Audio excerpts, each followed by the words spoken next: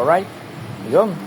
Meron akong ituturo sa mga bagong nagre-repair ng printer o yung mga bibili ng printer na hindi nyo kilala yung bibilan nyo. Ito sa Epson. Sa mga bagong nagre-repair, ito yung way para malaman nyo yung printer ay may problema sa feeder roller. Ito, sa ganito. Pag nakita nyo marami isang clue yan na may problema yung feeder roller, rubber o feeder roller, basta yung feeder may problema yan.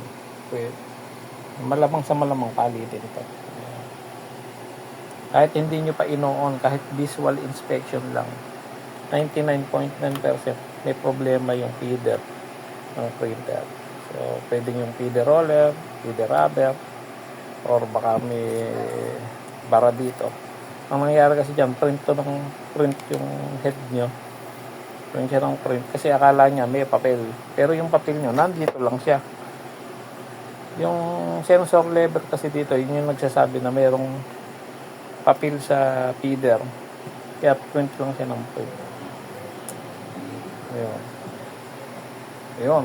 Tip yun. Para kung bibili kayo ng printer o yung mga bagong nagre-repair, doon nyo malalaman. Kahit hindi nyo pa ino-on yung printer, may problema sa feeder. Right?